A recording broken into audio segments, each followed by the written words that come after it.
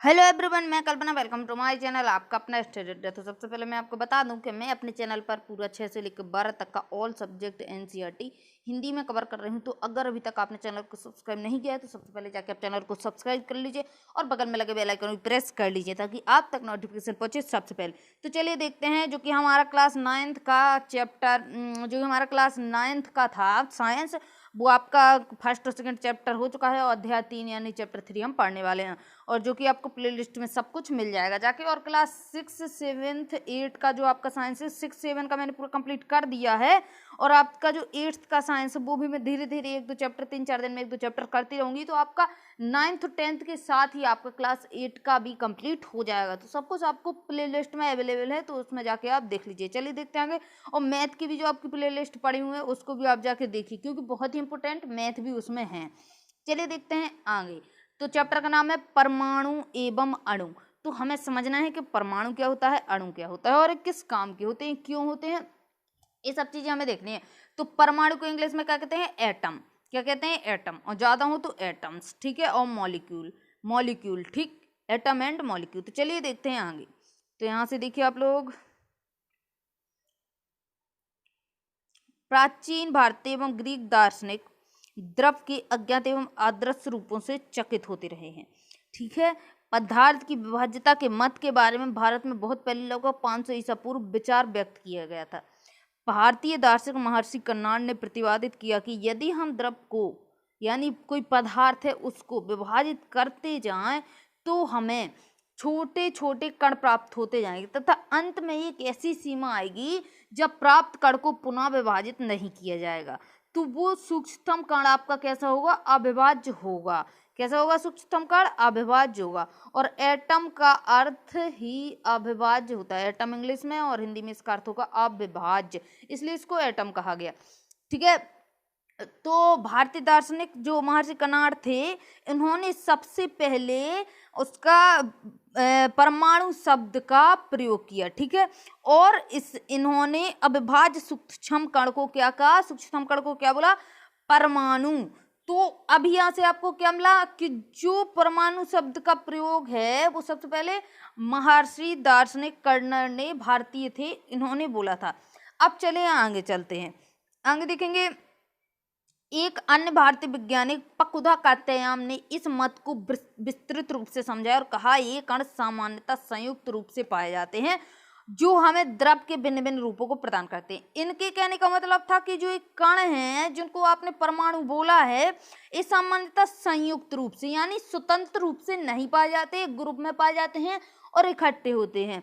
तो जो हमें द्रव के भिन्न भिन्न रूपों को प्रदान करता है। अब क्या है, जो आपका परमाणु है इतना छोटा होता है कि आप इसको नग्न आंखों से तो दूर कुछ मशीनों और यंत्रों से भी इसको नहीं देखा जा सकता। तो बहुत ही छोटा होता है, बहुत ही छोटा। अभी आगे पढ़ेंगे तो आपको समझ में आएगा कि कितना छोटा होता है। तो इन्होंने कहा कि जो ये आपके जो कण होते हैं, जो आपके जो परमाणु होते हैं, वो संयुक्त रूप में रहते हैं। और जब संयुक्त रूप में रहेंगे तो एक दो ऐसे ऐसे ऐसे ऐसे करके बनते जाएंगे और बनते जाएंगे तो वो कुछ पदार्थ बना लेंगे। जैसे लोहा है, लोहा है तो एक लोहे का परमाणु होगा, दूसरे लोहे का परमाणु होगा। अब ऐसे ही ऐसे बहुत सारे हो जाएंगे तो इतनी सीट बन जाएगी कि आप उसको देख पाएंगे। तो वही बोल रहा है कि संयुक्त रूप से पाए जाते हैं और हम द्रव्यों के भिन्न भिन्न रूपों को प्रदान करते हैं, ठीक है। आगे देखिए, आपको हर चीज यहाँ से समझ में आती जाएगी। लगभग इसी समय ग्रीक दार्शनिक डेमोक्रिटस एवं ल्यूपिपस ने सुझाव दिया कि यदि हम द्रव को विभाजित करते जाएं तो एक ऐसी स्थिति आएगी जब प्राप्त कण को पुनः विभाजित नहीं किया जा सके। उन्होंने इस अविभाज्य कणों को परमाणु कहा था। मतलब सबसे पहले किसने कहा था, उन्होंने कहा था कणाद ने, महर्षि कणाद ने, फिर इन्होंने यहाँ पे इसको परमाणु कहा, ठीक है। परमाणु यानी अर्थात अविभाज्य कहा, ठीक है। यानी जब छोटे से छोटा आप लोग भी कुछ चीज जैसे तोड़ते रहेंगे तो एक स्थिति ऐसी आती है कि और अधिक उसको हम नहीं तोड़ सकते हैं। तो यही इसमें है, ठीक है। ये सभी सुझाव दार्शनिक विचारों पर आधारित थे, ठीक है। इन विचारों की वैधता सिद्ध करने के लिए 18वीं शताब्दी तक कोई अधिक प्रयोगात्मक कार्य नहीं हुए थे। मतलब इन लोगों ने बोला तो है लेकिन उसको सिद्ध नहीं कर पाए। जितने भी वैज्ञानिक 18वीं शताब्दी से पहले आए तो उन्होंने क्या कहा, बोला तो है कि कोई कण है जिसको अभाज्य नहीं किया जा सकता अविभाज्य, और उसका नाम परमाणु, इन्होंने बोल दिया कि इसको परमाणु बोलेंगे। लेकिन इन्होंने क्या किया, सिद्ध नहीं कर पाए कि ये बिल्कुल निश्चित रूप में है, बोला है बस। तो अब क्या हुआ, 18वीं शताब्दी में आए फिर से एक वैज्ञानिक। 18वीं शताब्दी के अंत तक आए, ठीक है। वैज्ञानिकों ने तत्वों एवं यौगिकों के बीच भेद को समझना तथा स्वाभाविक रूप से यह पता करने की इच्छुक हुए कि तत्व कैसे तथा क्यों संयोग करते हैं। तब तत्व परस्पर संयोग करते हैं तब क्या होता है, मतलब क्यों और कैसे संयोग करते हैं, जब करते हैं संयोग तब क्या प्राप्त होता है या क्या होता है। तो चलिए इसके बारे में आगे देखते हैं। अब देखिए वैज्ञानिक एल लवाइजिए आप क्या है, कौन से आए, एल लवाइजिए ने रासायनिक संयोग के 2 महत्वपूर्ण नियमों को स्थापित किया जिनके रसायन विज्ञान को महत्वपूर्ण आदान प्रदान किया। मतलब जिन्होंने लवाइजिए ने जो 2 नियम दिए वो बहुत ही ज़्यादा इम्पोर्टेंट, रसायन विज्ञान बहुत ही महत्वपूर्ण रहे हैं। तो सबसे पहला है रासायनिक संयोजन के नियम। कौन सा है सबसे पहले, रासायनिक संयोजन के नियम। तो देखिए क्या होते हैं, लवाइजिए एवं जोसेफ एल प्राउस्ट। तो आपको ओनली लवाइजिए और प्राउस्ट पीछे पीछे के नाम लिखे हुए मिलते हैं, तो इन्हीं को याद करना है। लवाइजिए और प्राउस्ट ने बहुत अधिक प्रायोगिक कारणों के पश्चात रासायनिक संयोग के निम्नलिखित 2 नियम दिए। 2 नियम दिए इन्होंने, और वो जो 2 नियम दिए बहुत ही इंपोर्टेंट रहे रसायन की दुनिया में। तो देखते हैं क्या नियम दिए।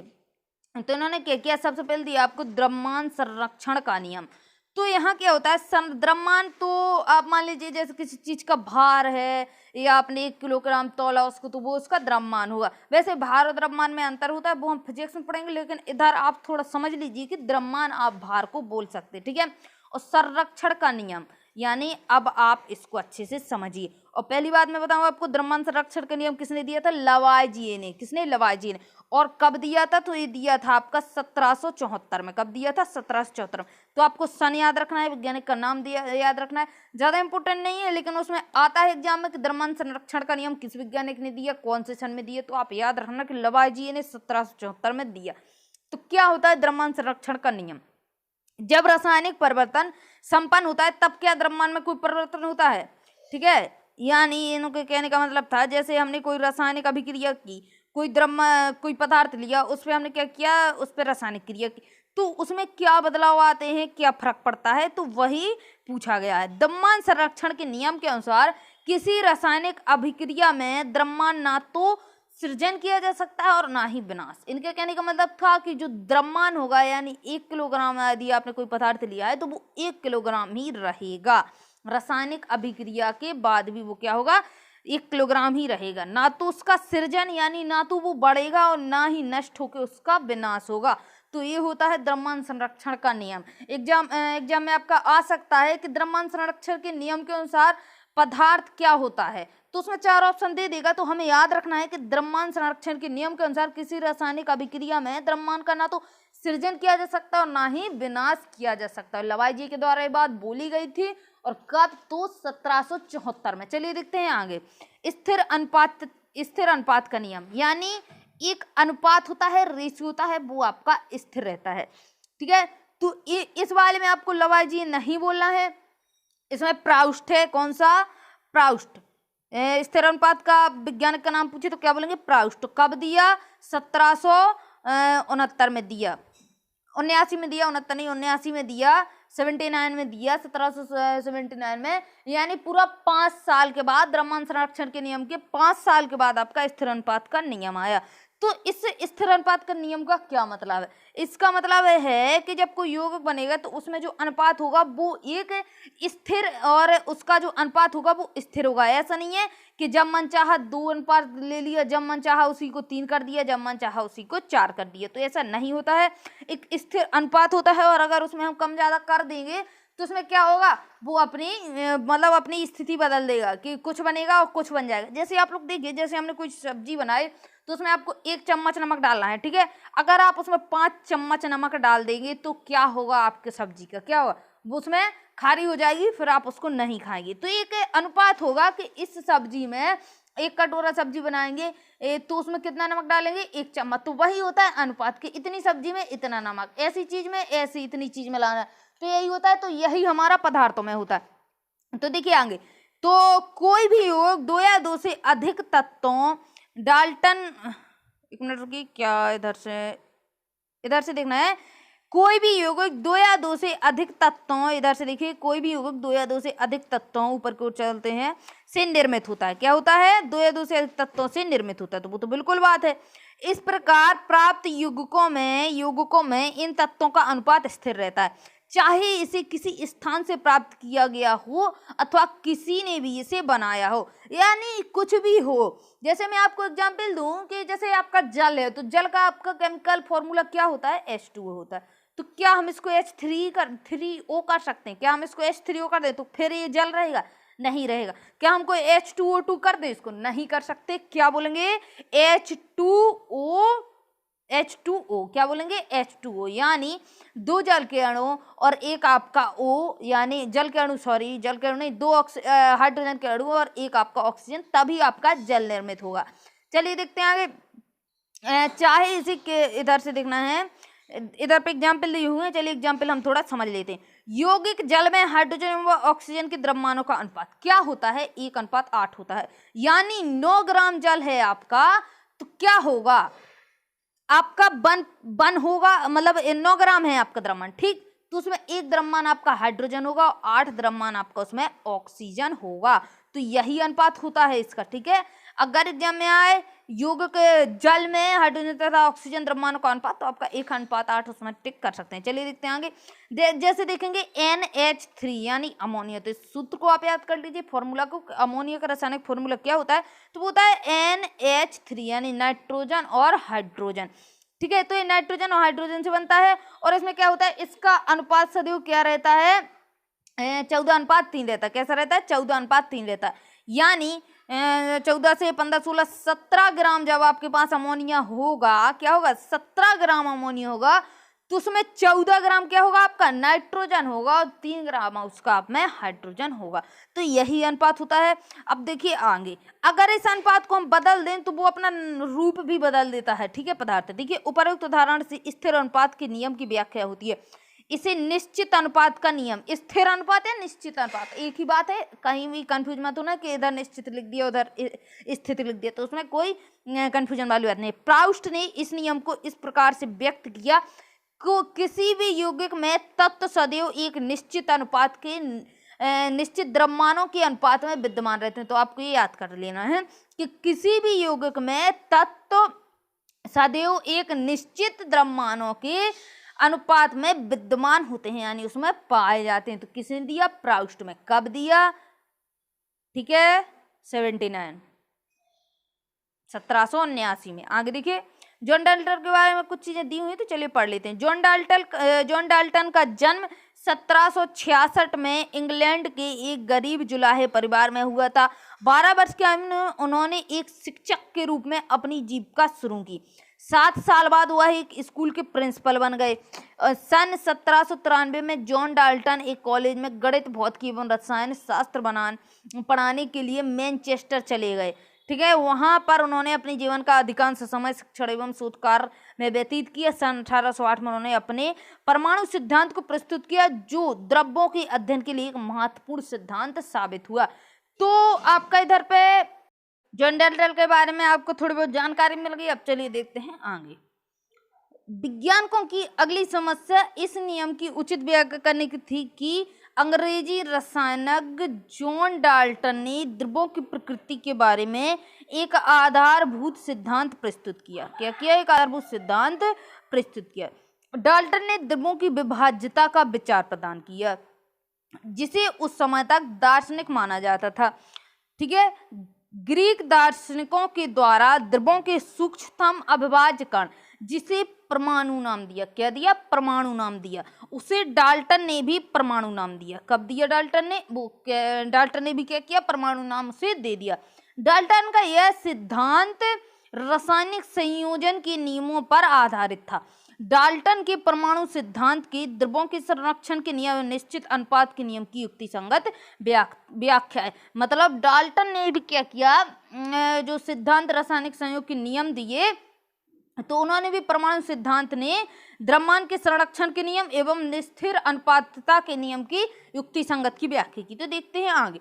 डाल्टन के परमाणु सिद्धांत के अनुसार सभी द्रव चाहे तत्व हो, चाहे यौगिक हो, चाहे मिश्रण हो, क्या हो, चाहे तत्व हो, चाहे यौगिक हो, चाहे मिश्रण हो, सूक्ष्म कणों से बने होते हैं। सूक्ष्म कण से तो बनेंगे ही, तत्व बनेंगे तभी तो यौगिक बनेंगे, तत्व होंगे तभी तो मिश्रण बनेंगे, जो कि हम फर्स्ट चैप्टर में पढ़ चुके हैं कि यौगिक तत्व मिश्रण क्या होते हैं।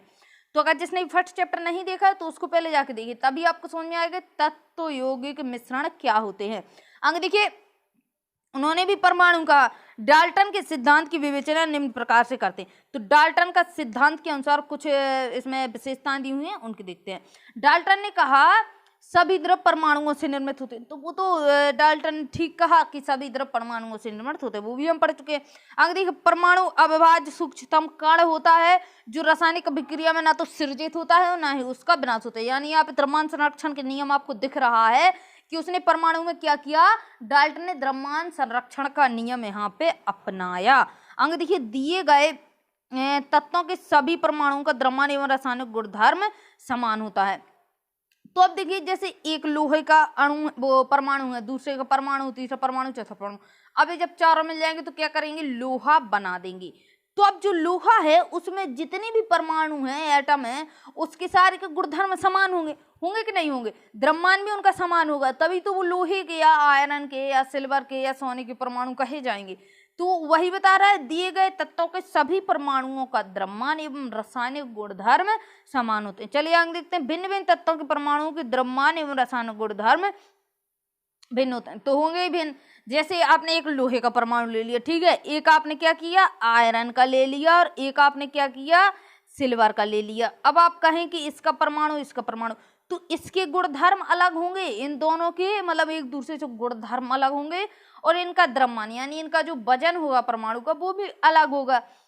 तभी तो क्या होता है कि लोहा तौलो या फिर आपने और कुछ तौला तो कुछ चीजें ज्यादा चढ़ जाती हैं 1 किलो में, मतलब ज्यादा नहीं, वजन तो उतना ही होता है, लेकिन उसके घनत्व में अंतर आ जाते हैं, डेंसिटी में अंतर उसके आ जाता है, ठीक है। तो वही इसमें बताया गया है। आगे देखिए, भिन्न भिन्न तत्वों के परमाणु परस्पर छोटी पूर्ण संख्या के अनुपात में संयुक्त कर यौगिक निर्मित करते हैं। तो यहाँ पे आपका स्थिर अनुपातता का नियम भी यहाँ पे लग गया ना, स्थिर अनुपातता के नियम कि क्या होता है, अनुपात समान होता है तभी उसकी यौगिक बनते। चलिए आगे देखते हैं, किसी भी यौगिक में परमाणु की सापेक्ष संख्या एवं प्रकार निश्चित होता है। तो वो भी कुछ चीजें, इतनी जो चीजें बताई हैं सब निश्चित होती है। आगे देखिए, आप अगले अध्याय में अध्ययन करेंगे परमाणु में भी छोटे छोटे कर, तो वो हम आगे अध्ययन कर लेंगे। देखिए, एक अभिक्रिया में 5 इधर पे आप पढ़ते जाइए बस। एक अभिक्रिया में 5.3 ग्राम सोडियम कार्बोनेट एवं 6 ग्राम एथेनोइक अम्ल अभिकृत होता है। तो 2.2 ग्राम कार्बन डाइऑक्साइड एवं में 8.2 ग्राम क्या बनाता है, देखते हैं क्या बनाता है, सोडियम एथेनोएट एवं 0.9 ग्राम जल उत्पाद के रूप में प्राप्त करती है। इस अभिक्रिया द्वारा दिखाया गया है द्रव्यमान संरक्षण का नियम।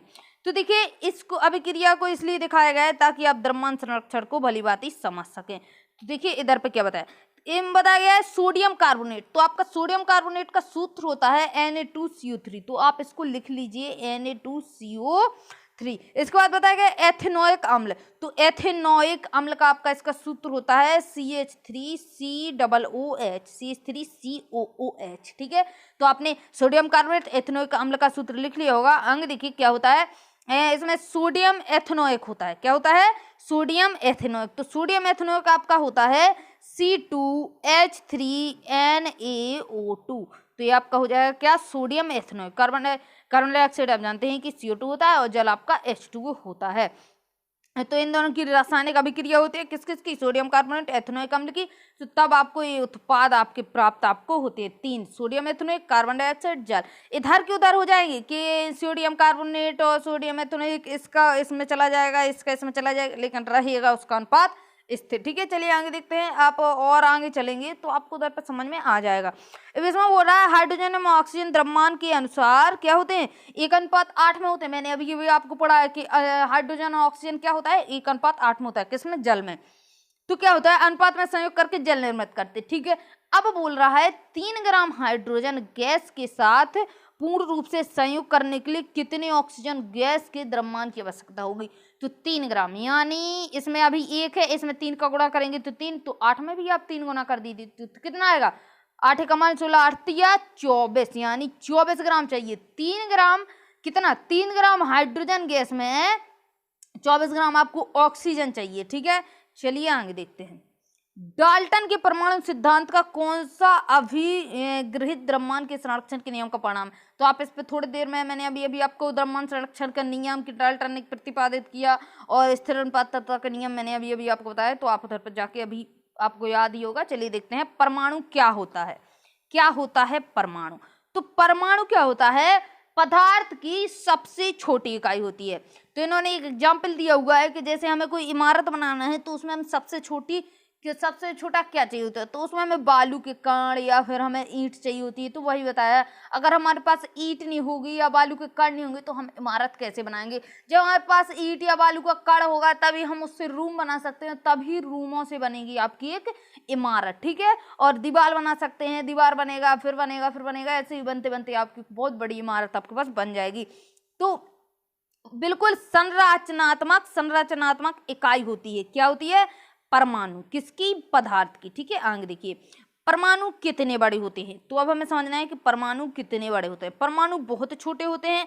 एक किसी भी वस्तु जिसकी हम कल्पना तुलना कर सकते हैं, ये बहुत ही छोटे होते हैं।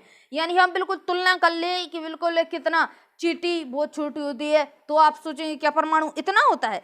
नहीं, परमाणु उतना भी नहीं होता है। तो परमाणु इतना छोटा होता है कि बहुत ही छोटा होता है। अब आप समझ लीजिए कितना छोटा। लाखों परमाणुओं को जब एक के ऊपर एक चट्टे के रूप में रखते तो एक बड़ी कठिनाई से कागज की एक शीट जितनी मोटी परत बन सकती है। अभी आप समझ गए होंगे कि क्या, जैसे मैं आपको बताऊं कि जो आपका सेफ्टी पिन होता है, उस सेफ्टी पिन से आप एक कागज में छेद कर दीजिए, कितना होगा? बहुत ही छोटा होगा, बहुत ही छोटा। इससे भी छोटा होगा, जितना मैंने इधर पर बनाया है इससे भी छोटा होगा। सेफ्टी पिन से उसमें छेद करेंगे आप कागज में, तो उस छेद को भरने में लाखों परमाणु लगते हैं। ठीक है, अब आप सोच लीजिए कि परमाणु का आकार कितना छोटा होगा। अभी आपको समझ में आ गया होगा कि परमाणु का आकार कितना छोटा होगा। तो चलिए आगे देखते हैं। परमाणु की त्रिज्या नैनोमीटर में मापी जाती है। तो क्वेश्चन वाला आपका बहुत ही आता है एग्जाम में कि परमाणु की त्रिज्या कैसे मापी जाती है, इसकी इकाई क्या होती है? तो इसकी इकाई नैनोमीटर होती है। और एक चीज की नैनोमीटर यानी, तो मीटर तो आप समझते हैं, तो 1 मीटर में कितना होता है? 10⁹ नैनोमीटर। ठीक है, यानी 10 लिखेंगे और उसके पीछे 9 जीरो लगा देंगे, तब जाके कितना? 1, और फिर इधर पे 1 2 3 4 5 6 7 8 9, इतना 1 मीटर में इतना नैनोमीटर होता है। अभी आप पढ़ सकते हैं तो पढ़ लीजिए, मैंने तो आपको बता दिया। इससे अच्छा आप इधर पावर पेन लिखें तो आपको सही रहेगा। चलिए देखिए आगे। और अगर क्या करें, अगर आपको इस प्रकार से लिखा मिल जाए माइनस, तो इसमें क्या होता है? 10⁻⁹ मीटर बराबर होता है 1 नैनोमीटर। तो आपको दोनों चीजें याद रखनी है कि नैनोमीटर से मीटर, मीटर से नैनोमीटर। बस चलिए आगे देखते हैं। आगे देखेंगे क्या दिया हुआ है, और आगे चलिए। तो इसमें क्या है कि देखिए कि कुछ जैसे परमाणु है, मान लीजिए रहा आपका परमाणु। ठीक है, तो इसका कुछ त्रिज्या होगा कि नहीं होगा? बिल्कुल होगा। तो वही इसमें दिखाई गई है कि त्रिज्या क्या होती है। वृत्त में एक केंद्र से और इधर पे परिधि तक की दूरी आपकी त्रिज्या कहलाती है। तो इसमें त्रिज्या दिखाई गई है। तो जो हमारा हाइड्रोजन परमाणु होता है उसकी त्रिज्या कितनी होती है? मैं इसको थोड़ा छोटा कर दूं ताकि आप इसका स्क्रीनशॉट ले सकें। स्क्रीनशॉट ले लीजिए क्योंकि आपको याद करने ही पड़ेंगे। तो देखिए हाइड्रोजन परमाणु की त्रिज्या आपकी कितनी होती है? 10⁻⁻10 मीटर। ठीक है, 10⁻⁻10 मीटर। हाइड्रोजन परमाणु की जल अणु की कितनी होती है? तो 10⁻⁻9। ठीक है, हीमोग्लोबिन जो आपका रक्त में पाया जाता है 10⁻⁻8, और रेत के कण की 10⁻⁴, और चींटी की 10⁻2 होती है। तो चलिए आगे देखते हैं। जब परमाणु आकार इतना सूक्ष्म होता है तो हम इसे नगण्य मान सकते हैं, यानी ना के बराबर मान सकते हैं। तो हम इसके बारे में सोचें क्यों? हम इसके बारे में इसलिए सोचते हैं, तो पहले मैं आपको बता दूं कि हम इसके बारे में क्यों सोचते हैं। देखिए जब आप कुछ मेहनत करते हैं, आपको सक्सेस नहीं मिलती, तो क्या कहते हैं कि बूंद बूंद से घड़ा भरता है। यानी जब आप थोड़ी थोड़ी मेहनत नहीं करेंगे तो आप बड़े मुकाम पे कैसे पहुंच सकते हैं। तो इसी को आप परमाणु से रिलेट कर लीजिए कि अगर कोई चीज थोड़ी थोड़ी संयोग ना करे, इकट्ठी ना हो, तो बड़ी चीज कैसे बनेगी। तो इसलिए हमें परमाणु की जरूरत होती है। जैसे हम कपड़े पहनते हैं तो पहले क्या होता है, कपास होता है, फिर एक एक धागा या तागा से उसको बनाया जाता है, तभी तो आपका कपड़ा बनता है। अब एक धागा आप बोले नहीं ये तो पतला सा धागा है, इसको फेंक दीजिए तो हमारे काम का ही नहीं, तो ऐसा नहीं होता है। ठीक है, तो जब तक छोटी छोटी चीजें आप इकट्ठी ना करें तो उससे हम बड़ा चीज कुछ नहीं बना सकते, चाहे फिर वो मेहनत हो चाहे फिर वो कुछ चीज हो। तो वही इसमें बताया गया है कि जब इतना नगण्य है कि ना के बराबर है तो हम इसके बारे में क्यों सोचें। अब देखिए एक किताब क्या बोलती है, हम इसके बारे में इसलिए सोचते हैं क्योंकि हमारा पूरा विश्व परमाणुओं से बना है। अब परमाणुओं से ही बना होगा, कोई भी चीज हो, कागज हो तो कागज के परमाणु, मिट्टी हो तो मिट्टी के परमाणु, कपड़ा ले तो कपड़े का परमाणु, लोहा ले तो लोहे का परमाणु, चांदी सोना कोई भी चीज ले, सब चीजें अपने अपने परमाणुओं से बनी होती हैं, चाहे हम उन्हें देख नहीं सकते। तो परमाणु को आप नहीं देख सकते, लेकिन जब वो कलेक्ट हो जाते हैं, इकट्ठे हो जाते हैं, तो हम उस पदार्थ को या द्रव को छू भी सकते हैं, अनुभव भी कर सकते हैं और उसमें देख भी सकते हैं। ठीक है, फिर भी यहाँ ये विद्यमान होते हैं तथा हमारे प्रत्येक क्रियाकलापों पर उनका प्रभाव पड़ता रहता है। चलिए देखते हैं आगे। अब हम आधुनिक तकनीकों की सहायता से तत्वों की सतहों के आवर्तक प्रतिबिंबों को देख सकते हैं। उपस्थित परमाणु दिखाई दिए गए, तो इसको छोड़ दीजिए, आप सिलिकॉन सतह का प्रतिबिंब देख लीजिए। चलिए और आगे देखते हैं क्या होते हैं। विभिन्न तत्वों के परमाणु के आधुनिक प्रतीक क्या हैं। तो अब ऐसा है कि जैसे आप लोगों के नाम होते हैं, किसी का कुछ नाम है किसी का कुछ नाम है, तो पहचान सकते हैं। अब किसी का नाम ही नहीं हो तो कैसे पहचानेंगे। ठीक है, तो उनका शकल भी अलग होता है परमाणुओं का, जैसे ही लोगों के हिसाब से जैसे लोगों का होता है नाम रखा जाता है उनका कि इसका ये नाम है, इसका वो नाम है, तो इसी प्रकार से परमाणुओं का भी नाम रखा जाता है। तो वही उसका क्या कहते हैं, आधुनिक, उसको प्रतीक कहते हैं। क्या कहते हैं, तत्वों के प्रतीक, यानी किस प्रकार से उसको हम पहचान सकते हैं। तो देखिए डाल्टन ऐसे प्रथम वैज्ञानिक थे जिन्होंने तत्वों के प्रतीकों का प्रयोग अत्यंत विशिष्ट अर्थ में किया। तो कैसे किया विशिष्ट अर्थ में, इसको हम देखेंगे। जब देखिए जब उन्होंने किसी तत्व के प्रतीक का प्रयोग किया तो यह प्रतीक उस तत्व की एक निश्चित मात्रा की ओर इंगित करता है, अर्थात यह प्रतीक तत्व के एक परमाणु को प्रदर्शित करता था। बर्जीलियस ने तत्वों के एक ऐसे प्रतीक का सुझाव दिया जो उन तत्वों के नामों से एक या दो तो अक्षरों से प्रदर्शित हो। तो जो बर्जीलियस ने दिया था सुझाव, वही आज हम, जैसे हम हाइड्रोजन बोलेंगे तो क्या बोलते हैं, एच बोलते हैं, ऑक्सीजन बोलते हैं तो बोलते थे, और क्लोरीन बोलेंगे तो बोल देंगे Cl। तो वो बर्जीलियस के थ्रू आपको दिए गए थे। तो जो आपके डाल्टन ने दिए थे कुछ इस प्रकार के प्रतीक आपको दिए गए थे कि ऐसा होगा, ऐसा लिखा हो तो उसे हाइड्रोजन, ऐसा phosphorus, copper, gold, carbon, sulphur, सीसा को lead, platinum, oxygen, iron, silver और पारा। तो ये डाल्टन ने दे दिए थे। आप चलिए आगे देखते हैं जो बर्जीलियस ने दिए। प्रारंभ में तत्वों के नामों की व्युत्पत्ति उन स्थानों के नामों से की गई थी जहां वे सर्वप्रथम पाए गए थे। ठीक है, तो क्या हुआ कि जो आपका कॉपर है कहाँ पे पाया गया था, साइप्रस में पाया गया था। तो इसका नाम इसी के हिसाब से रख दिया था कि इसका नाम कॉपर है, कॉपर साइप्रस। देखिए आप थोड़ा बहुत मिलता जुलता लगता है, तो ये इसका नाम ही पाया गया था कॉपर वहां पे, तो इसका नाम साइप्रस की वजह से कॉपर रख दिया था। कुछ तत्वों के नाम को विशिष्ट रंगों से रखा गया, जैसे हम उसको क्या कहते हैं, गोल्ड कहते हैं सोने को, तो स्वर्ण, गोल्ड का नाम अंग्रेजी को शब्द से लिया गया जिसका अर्थ होता है पीला। तो गोल्ड का अर्थ होता है क्या, पीला, और इसका अंग्रेजी शब्द होता है गोल्ड, स्वर्ण का, तो उसको गोल्ड बोला गया अंग्रेजी शब्द के अनुसार। आजकल international union of pure and applied chemistry, तो IUPAC का हमें फुल फॉर्म याद रखना है, क्या, international union of pure and applied chemistry. तो ये आपको IUPAC का क्या करना है, फुल फॉर्म याद रखना है। तत्वों के नामों को स्वीकृति प्रदान करती है। इन्होंने क्या किया, तत्वों के, मतलब इस संस्था ने तत्वों के नामों को स्वीकृति दे दी। अधिकतर तत्वों के प्रतीक उन तत्वों के अंग्रेजी नामों से एक या दो अक्षरों से बने हुए हैं। तो देखते हैं अंग्रेजी नामों से, किसी तत्व के पहले अक्षर को सदैव बड़े अक्षर और दूसरे अक्षर को सदैव छोटे अक्षर से लिखा जाता है। कैसे, देखिए जैसे एल्युमिनियम, तो क्या करते हैं हम AL लिख देते, तो अगर आपने इस प्रकार से AL लिख दिया तो उसको क्या बोलेंगे कि बिल्कुल गलत है। अगर आप कोबाल्ट लिखते हैं तो CU लिखते हैं। अगर आपने इस प्रकार से दोनों अक्षर कैपिटल में कर दिए तो क्या होगा, वो रॉन्ग माना जाएगा। पहला अक्षर कैपिटल और सेकंड अक्षर आपका स्मॉल किया जाता है। तो आगे देखिए और क्या दिया हुआ, कुछ तत्वों के प्रतीक उनके अंग्रेजी नामों के प्रथम अक्षर तथा बाद के अक्षर आने बाद वाले अक्षरों के नाम पर रखे गए। कैसे, संयुक्त करके रखे गए। जैसे क्लोरीन है तो Cl रख दिया, जिंक है तो Zn रख दिया। ठीक है, अन्य तत्वों के प्रतीकों को लैटिन, जर्मन या ग्रीक भाषा में उनके नामों से रखा गया। जैसे लोहा, तो लोहा को क्या किया जाता है, अब हम पढ़ते हैं Fe। तो आपको आश्चर्य होता है यार, लोहा इसका जैसे इंग्लिश नाम है तो आयरन है, तो आप सोचेंगे इसका IR क्यों नहीं रख दिया, यही सोचते हैं ना आप लोग। काफी लोग सोचते हैं कि इसका IR क्यों नहीं रख दिया। और कुछ लोगों को बहुत ही दिक्कत होती है इनको याद करने में कि लोहे का प्रतीक क्या हो जाएगा आपका Fe। तो इसका नाम लैटिन भाषा में लोहे को फेरम कहा जाता है, तो लैटिन भाषा के हिसाब से इसका नाम Fe रखा गया है। ठीक है, अभी आप लोग याद रखेंगे कि Fe इसको क्यों नाम दिया गया, क्योंकि लैटिन भाषा में लोहे को फेरम कहते हैं। आगे देखिए, इसी प्रकार सोडियम का प्रतीक Na होता है, पोटेशियम का K। तो पोटेशियम का कुछ लोग क्या करते हैं, P लिख देते हैं गलती से, जो कि इसका P नहीं होता है, इसका क्या होता है, K होता है।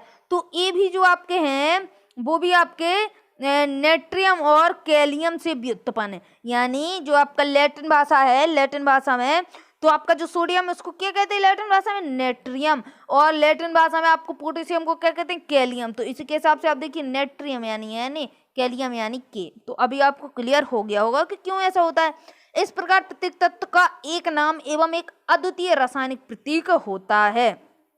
आगे देखिए, तो वो प्रतीक भी आपने पढ़े हैं और अधिकतर हम लोग नाम से इसको ध्यान रखते हैं कि लोहे का आपका Fe फेरम से, ठीक है, पोटेशियम का आपका किया जाएगा। चलिए आगे देखते हैं परमाणु द्रव्यमान क्या होता है। हेडिंग डालेंगे आप लोग परमाणु द्रव्यमान। तो परमाणु द्रव्यमान होता है, अब जैसे कोई चीज है तो उसका कुछ भार होगा, वेट होगा, तभी तो उसको कहेंगे कि भाई ये इतना है इतना है। तो वही होता है कि परमाणु का द्रव्यमान कितना होता है।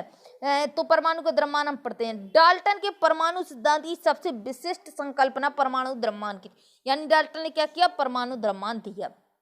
उनके अनुसार प्रत्येक तत्व का एक अभिलाक्षणिक परमाणु द्रव्यमान होता है।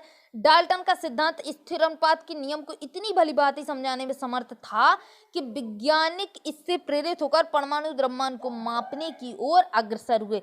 यानी डाल्टन ने बोला कि परमाणु का एक द्रव्यमान होता है, तो अगर मतलब डाल्टन कुछ ना करते तो जो वैज्ञानिक होते वो नहीं मानते, लेकिन उन्होंने इतनी भलीभांति समझाया परमाणु, उसको किसको समझाया, परमाणु से उसको किसको, स्थिर अनुपात के नियम को उन्होंने इतनी भली बात ही समझाया कि वैज्ञानिक मान गए कि चलो इसका परमाणु द्रव्यमान होता है, चलो इसकी अब खोज करें।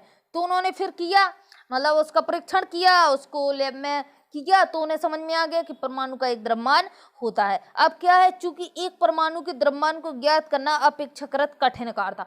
एक परमाणु जिसको अब नग्न आंखों से नहीं, नग्न आंखों से तो क्या उसको देख ही नहीं सकते, बहुत ही छोटा होता है, उसको बहुत मतलब बहुत ही ज्यादा जो मशीन वगैरह होती है उससे देख सकते हैं। ठीक है, इसलिए रासायनिक संयोजन के नियमों के उपयोग एवं व्युत्पन्न यौगिकों के द्वारा सापेक्ष परमाणु द्रव्यमानों को ज्ञात किया गया। तो इन्होंने क्या किया, रासायनिक संयोजन के नियमों के उपयोग एवं उत्पन्न यौगिकों के द्वारा सापेक्ष परमाणु द्रव्यमान को ज्ञात किया। चलिए देखते हैं, हम यहाँ एक यौगिक कार्बन मोनोऑक्साइड, कौन सा यौगिक, कार्बन मोनोऑक्साइड का उदाहरण लेते हैं। ले लिया हमने कार्बन मोनोऑक्साइड का, तो आपका एग्जाम में आ सकता है कि कार्बन मोनोऑक्साइड को का रासायनिक सूत्र यानी रासायनिक फॉर्मूला तो क्या बोलेंगे आप, CO। इसको क्या बोलते हैं, कार्बन मोनोऑक्साइड। ठीक है, जो कार्बन एवं ऑक्सीजन द्वारा निर्मित, वो तो अब CO लिखा है, तो कार्बन यानी C, ऑक्सीजन यानी वो तो आपको स्पष्ट वाली बात दिख रहा है। प्रायोगिक तौर पर यह निरीक्षित किया गया कि 3 ग्राम कार्बन और 4 ग्राम ऑक्सीजन मिलेगी, तभी आपका कार्बन मोनोऑक्साइड बन पाएगा। तो अभी आपको समझ में आया कि 3 ग्राम कार्बन और 4 ग्राम ऑक्सीजन के अणु मिलेंगे तो क्या बनेगा, आपका कार्बन मोनोऑक्साइड आपकी निर्मित होगी। दूसरे शब्दों में कहा जाए कि कार्बन अपने 4/3 गुना अधिक द्रव्यमान वाले ऑक्सीजन, तो वही बात है कि 4/3 यानी 4 किसके, ऑक्सीजन के अणु और 3 आपके कार्बन के अणु। चलिए आगे देखते हैं। और इससे पहले जो आपका टेबल है, इसकी जो प्रतीक है इसको आपको याद करना। मैं इसको थोड़ा छोटा कर देती हूँ ताकि आप इसका स्क्रीनशॉट ले सकें। कुछ तत्वों के प्रतीक दिए हुए हैं, aluminium, argon, barium, boron, bromine. तो ये आपको याद करना है कि एल्युमिनियम, आर्गन किसको क्या कहते हैं, कॉपर को क्या कहते हैं, चांदी सिल्वर को क्या कहते हैं। तो इम्पोर्टेंट वाले दिए हुए हैं, सीसा यानी लेड को PB कहते हैं, मैग्नीशियम को Mg कहते हैं, कोबाल्ट को CO कहते हैं। ठीक है, तो चलिए अब इसको आगे देखते हैं। अब इधर पे आप देख लीजिए कोबाल्ट को CO, तो उसमें कोबाल्ट यानी कोबाल्ट का ये बिल्कुल रासायनिक सूत्र है कोबाल्ट का, लेकिन CO बड़ा O आपको लिखा मिल जाए तो ये क्या है आपका कार्बन मोनोऑक्साइड, और C और छोटा O आपको लिखा मिल जाए तो वो आपका कोबाल्ट होगा। तो पर कंफ्यूज होने की जरूरत नहीं है। चलिए आगे देखते हैं क्या होता है। तो ये सब आप देख लेते हैं, कहाँ से छोड़ा था हम लोगों ने, तो इधर पे क्या है कि जो आपका ये परमाणु द्रव्यमान है तो उसको कैसे मापेंगे। अब कुछ द्रव्यमान होगा, जैसे आप कहेंगे 1 किलो तरबूज है, तो मान लीजिए आपने 1 किलो कर दिया, तो इसमें क्या है कि इसको यू लिखते हैं। देखिए आप इधर पे यू लिखा हुआ है यू, तो यू का मतलब होता है आपका यूनिफाइड। और किसने किसने जो आपका IUPAC संस्थान है इसके द्वारा इसको प्रदर्शित, मतलब द्रव्यमान द्वारा प्रदर्शित करते हैं, इसके द्रव्यमान को इसके द्वारा प्रदर्शित करते हैं। और IUPAC ने भी बोल दिया कि हाँ भाई सही है, इसको यू यानी यूनिफाइड से कर सकते। चलिए आगे देखते हैं और इसमें क्या दिया हुआ है। इधर पे तो हमें कुछ करना नहीं है। तो देखिए कि जो द्रव्यमान होते हैं, जो आपके इधर पे द्रव्यमान बताए गए हैं कि कौन से तत्व का कौन सा द्रव्यमान होता है, तो ये पूरे सीधे संख्याओं में लिए गए हैं, दशमलव में इनको नहीं लिया गया। अगर दशमलव में लेते तो सॉल्व करने में बहुत ही प्रॉब्लम हो जाती। तो क्या किया कि हाइड्रोजन का परमाणु द्रव्यमान क्या होता है 1। तो सबसे हल्का तत्व किसका, वो सबसे कौन से तत्व का सबसे हल्का परमाणु होता है, तो किसका होता है आपका हाइड्रोजन का होता है। ठीक है, फिर कार्बन का आपका 12 है। तो इन सबको रटना है, जितनी टेबल इसमें दी हुई है उनको रटना है, बिल्कुल वो नहीं है कि इनको समझें, सीधा रटो आप। और नाइट्रोजन का कितना हो जाएगा 14, और आपका ऑक्सीजन का कितना 16, सोडियम का 23, मैग्नीशियम का 24, सल्फर का 32, क्लोरीन का 35.5 और कैल्शियम का आपका 40 हो जाएगा। तो इसको आप रट लेना, स्क्रीनशॉट ले लीजिएगा इसका। चलिए आगे देखते हैं कि और क्या दिया हुआ। परमाणु किस प्रकार अस्तित्व में रहते हैं, तो किस प्रकार रहते हैं, वो तो अपने संयोग करके इधर पर रहते हैं। अधिकांश तत्वों के परमाणु स्वतंत्र रूप से अस्तित्व में नहीं रह पाते। क्या मतलब स्वतंत्र रूप से एक एक परमाणु इधर घूम रहा उधर घूम रहा, वो इस प्रकार से नहीं रहते हैं। परमाणु अणु एवं आयन बनाते हैं।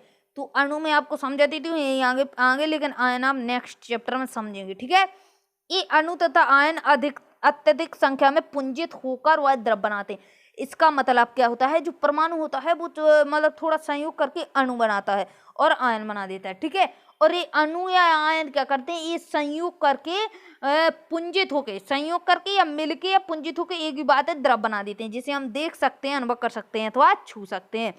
तो देखिए एक परमाणु को आंखों द्वारा क्यों नहीं देखा जा सकता, क्योंकि वो बहुत ही छोटा होता है, इसलिए हम उसको आंखों द्वारा नहीं देख सकते। चलिए आगे देखते हैं अणु क्या है। साधारणतः अणु ऐसे 2 या 2 से अधिक परमाणुओं का समूह होता है जो आपस में रासायनिक बंध द्वारा जुड़े होते हैं। यानी सबसे छोटी इकाई आपकी परमाणु होती है। ठीक है, फिर इसके बाद वो क्या करती है, संयोग करके अणु या आयन बनाती है। फिर जब अणु या आयन संयोग कर लेते हैं तो वो ऐसा पदार्थ बना देते हैं कि जिसे आप देख सकते हैं। ठीक है, तो आगे देखिए रसायन वे परस्पर आकर्षण बल के द्वारा कस के जुड़े होते हैं। आकर्षण में नहीं होगा, कस के नहीं जुड़े होंगे तो फिर तितर बितर हो जाएंगे, इधर उधर हो जाएंगे। अणु को किसी तत्व अथवा यौगिक के उच्च सूक्ष्मतम कण के रूप में परिभाषित कर सकते हैं जो स्वतंत्र रूप से अस्तित्व में रह सकता है। ठीक है, मतलब जब अणु बन जाएगा तो ये स्वतंत्र रूप से अस्तित्व में रह सकता है तथा जो उस यौगिक के सभी गुणधर्मों को प्रदर्शित करता है। एक ही तत्व के परमाणु अथवा भिन्न भिन्न तत्वों के परमाणु संयोग करके क्या करते हैं, अणु निर्मित करते हैं। तो जैसे हम मान लें कि आपका आर्गन, चलिए देख लेते हैं तत्वों के अणु तत्व बने आपके, तो वो तत्व नहीं बने, अणु बने, अणु के बाद आपके तत्व बनेंगे। ठीक है, तो उसके जो अणु होते हैं वो क्या होते हैं, किसी तत्व के अणु एक प्रकार के परमाणु द्वारा संरचित होते हैं। तो एक ही प्रकार के होंगे। अब जैसे आर्गन ले लिया, हीलियम ले लिया, तो हीलियम के परमाणु ही होंगे तभी तो वो अणु बनेगा, और अणु बनेगा तभी तो वो तत्व बनेगा। ठीक है, जैसे अनेक तत्वों के गुण उसी तत्व के केवल एक परमाणु द्वारा निर्मित होते हैं, लेकिन अधिकांश अधातुओं में ऐसा नहीं होता है। उदाहरण ऑक्सीजन अणु 2 ऑक्सीजन परमाणुओं से बना होता है, दो से ही बना होता है। क्यों, क्योंकि ऑक्सीजन को क्या लिखते हैं O2, तो एक O होगा 2 O होगा, प्लस हो जाएंगे तो O2 हो जाएगा। ठीक है, लेकिन इसमें क्या होता है, इनका अनुपात निश्चित होता है, यानी 2 हैं तो 2 ही ऑक्सीजन आपका बनाएगा। ठीक है, लेकिन अगर हम उसको हमने क्या किया 3 कर दिए, 3 कर दिया O3, तो ये आपका ओजोन बन जाएगा। तो यही तो है स्थिर अनुपातता का नियम, यानी उसमें अनुपात निश्चित और स्थिर रहना चाहिए। अगर अनुपात घटा बढ़ा तो वो तो उनके रूप बदल जाते हैं। ठीक है, आगे देखिए, आगे देखेंगे तो और इधर पे कुछ बताया गया है। धातु अणुओं एवं कुछ अन्य तत्वों के अणुओं जैसे कार्बन के अणुओं की सरल संरचना नहीं होती है। तो कार्बन के अणुओं की सरल संरचना नहीं होती है, तो इसका 10th में चैप्टर आपका पूरा दिया हुआ है, क्योंकि बहुत ही कठिन संरचना होती है। तो उसको हम डिटेल में पढ़ेंगे ताकि आपको इसका पूर्ण ज्ञान हो जाए। किंतु उनके अणुओं में असीमित परमाणु परस्पर बंध होते हैं, तो वो बंद तो होंगे ही। देखिए आगे देखते हैं अवलोकन। देखिए जैसे आपका अधातु दिए गए हैं, कुछ अधातु दिए गए हैं, आर्गन, हीलियम, ऑक्सीजन। तो क्या होता है आर्गन, AR, इसको हम AR लिख सकते हैं, ठीक है, तो वो आपका आर्गन हो जाएगा। हीलियम एक HE, ठीक है, तो आपका हीलियम, तो ये क्या है, एक परमाणु है, एक परमाणु। लेकिन जब आप ऑक्सीजन लिखेंगे तो अकेला वो लिख देंगे तो क्या आप इसको कुछ बोलेंगे, नहीं बोलेंगे ना। लेकिन अगर O2 लिख देंगे तो वो आपका ऑक्सीजन हो जाएगा। यानी इसकी दो अणु परस्पर संयोग करके तत्व बनाएंगे, ठीक है। तो ये द्विपरमाणुक होता है, हाइड्रोजन आपका द्विपरमाणुक होता है, नाइट्रोजन आपका द्विपरमाणुक होता है, नाइट्रोजन, हाइड्रोजन, क्लोरीन द्विपरमाणु। फास्फोरस आपका P4, फास्फोरस P4 हो जाएगा, ठीक है, और सल्फर का S8 हो जाएगा, ठीक है। आयरन आपका एक परमाणु, वो सोडियम आपका एक परमाणु होता है, आयरन आपका एक परमाणु होता है, एल्युमिनियम आपका, तो ये आपकी धातु दी हुई है, ऊपर आपकी अधातु, कॉपर भी आपका एक परमाणु होता है। यौगिकों के अणु, कैसा, यौगिकों के अणु, तो यौगिक हम फर्स्ट चैप्टर में पढ़ चुके हैं या सेकंड में पढ़ा था। तो देखिए यौगिकों के अणु कैसे होते हैं। भिन्न भिन्न तत्वों के परमाणु एक निश्चित अनुपात में परस्पर जुड़कर यौगिकों के अणु निर्मित करते हैं। क्या करते हैं, यौगिकों के अणु निर्मित करते हैं। उदाहरण देख लीजिए 3.4 में कुछ उदाहरण दिए हुए हैं। तो देखिए इनके कहने का क्या मतलब है, इनके कहने का सीधा मतलब है कि जो आपका जल है उसमें क्या अनुपात होता है, 1:8 में होता है हाइड्रोजन और ऑक्सीजन का। जो आपका अमोनिया है, अमोनिया यानी NH3, अमोनिया का सूत्र क्या होता है, NH3, तो इसमें क्या होता है नाइट्रोजन और हाइड्रोजन, यानी नाइट्रोजन के 14 और हाइड्रोजन 3, यानी 17। अगर आपके पास 70 ग्राम है अमोनिया तो क्या होगा, उसमें 14 ग्राम आपका नाइट्रोजन और 3 ग्राम आपका हाइड्रोजन होगा, तभी तो वो आपका अमोनिया बन पाएगा। अगर इसका हम अनुपात चेंज कर दें, मान लीजिए आपने जल बनाया, उसमें हाइड्रोजन आपने अपने मन का 2, 4, 5 डाल दिया, तो वो फिर चेंज हो जाएगा, ठीक है, वो फिर जल नहीं रहेगा। इसी प्रकार आपका कार्बन डाइऑक्साइड है यानी CO2, तो CO2 में क्या होता है, कार्बन आपका 3 और O आपका 8 अनुपात दिया होगा। बस चलिए आगे देखते हैं। क्रियाकलाप छोड़ दीजिए इधर पे, और क्या है, तो इसमें भाई जल का बताया गया है कि हाइड्रोजन के 2 होते हैं और ऑक्सीजन का 1 होता है। आयन क्या होते हैं, तो इधर पे हम देख लेते हैं कि आयन क्या होता है।